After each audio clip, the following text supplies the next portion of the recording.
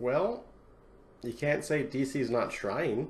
I went and saw Aquaman last night, and well, fun fact, it's the most fun fact. It was the busiest in terms of being like full theater I've been into in months.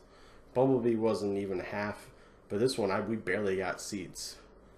Anyway, Aquaman, it has fun and is funny, but it doesn't live up to the hype of other comic book studio properties. The DCEU, or whatever it's called now, needed Aquaman to be good, and it was, but it wasn't. You know what I mean?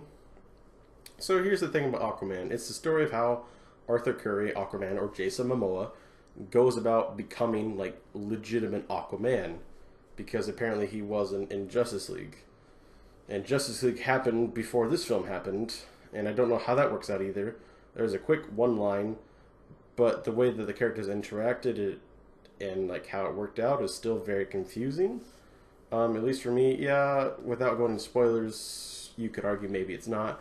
But from what I'm thinking, without having seen Justice League for a couple months, that it was weird, I think. But other than that one or two lines, this is just Aquaman's show. There is no other mention of the Justice League, Superman, Batman, what have you. It's really just him on a wild ride. And that's what it is. It's just a wild ride from a location to another location to another location. And then just big old CG battles, essentially. Not big old CG battles. Like, there's one big CGI battle, but there's a couple other fights. But since some of it's underwater, it looks CGI.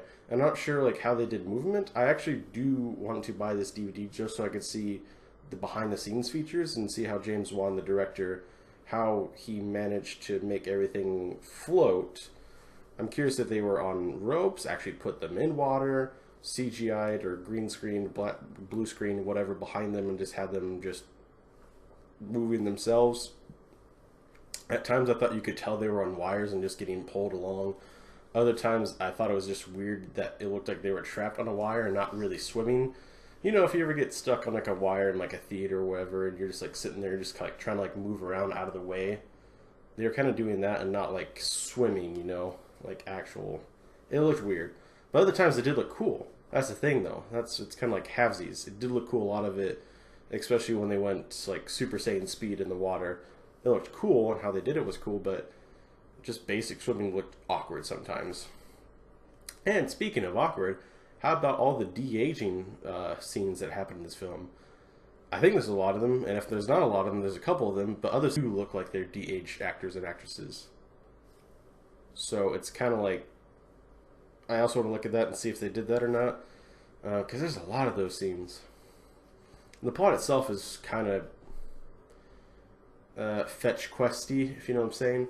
Arthur has to go get a special trident to help him defeat his brother and take over the throne, his half-brother, King Orn, or whatever his name is. And he's a forgettable villain. The cool villain was Black Manta, but he wasn't really involved with the movie. Like, he does come in and does have dealings with another villain of the film. But yeah, he could have been cool as Killmonger if he worked it out or did something or made him the main focus, you know. But they didn't. And at the end, I mean, it's not really spoilers. I mean, Aquaman becomes Aquaman. The film's called Aquaman. He becomes Aquaman. So that's not really a spoiler. But nothing really happens at the end. There's a lot of stuff that happens at the end. Like, the last 30 minutes is, holy crap. At the theater we're at, it was a dine-in, and near the end of the films, they give out all the checks so you can write your, you know, blah, blah, blah, tip, name, stuff, and such. Our movie theater does it like 30 minutes or so before the end of the film. And when they brought it out, I was like, no way there's 30 minutes left. There's so many things to tie up and so many things to do. But they did it in 30 minutes or so, and it was nuts. But the actual very ending, it's like, that's it? Like, this evil character just goes to, like, water prison?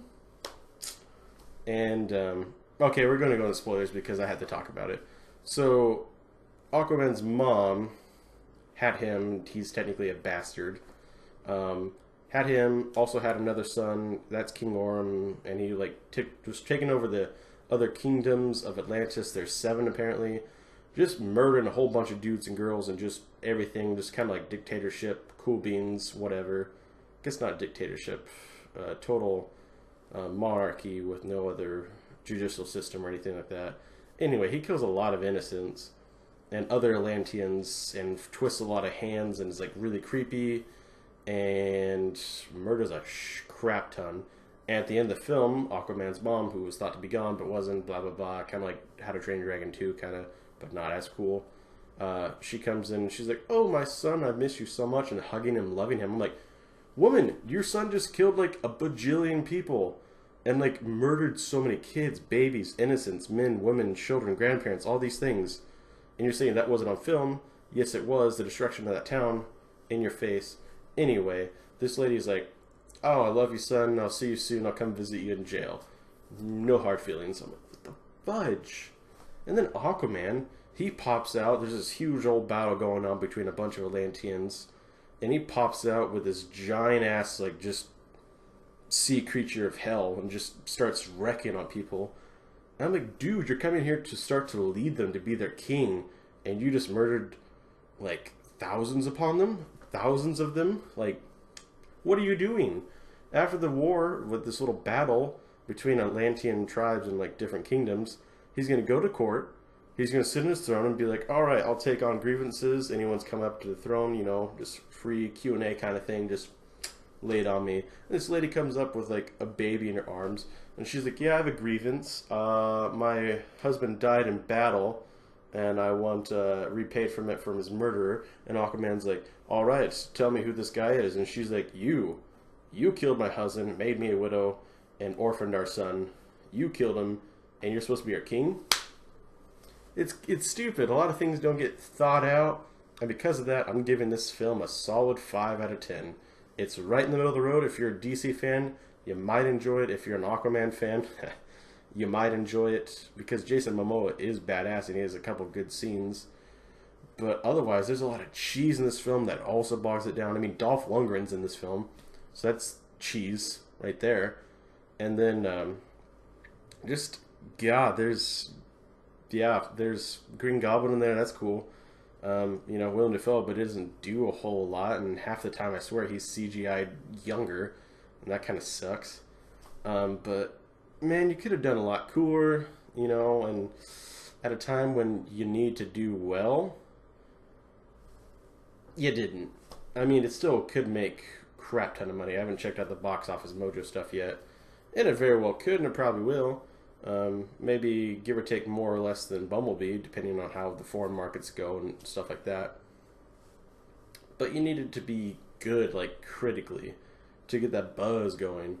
Not necessarily to get, like, you know, an Oscar for, like, designs or costumes or something like that, but just a buzz around DC in a positive manner, instead of, like, it was another mediocre superhero film, which it was. There's some cool aspects of it, and I'll give it that, and lots of funny parts, but it's just not up to the tier standard that we comic book fans, or even just moviegoers in general, are used to, and that's the problem. So DC really needs Shazam to do well, because maybe if Shazam does well, like critically and box office wise, who knows, since Shazam didn't show up in Justice League, you could kickstart it all with Shazam's movie, DC, if you're watching this, you can hire me. I'm available. I'll take 6 figs. But, so, Aquaman, did you guys see it? What do you think? Tell me down below in the comments. If you like this video, give it a like. If you really like what you see, give it a subscribe. And I'll see you guys in the next one.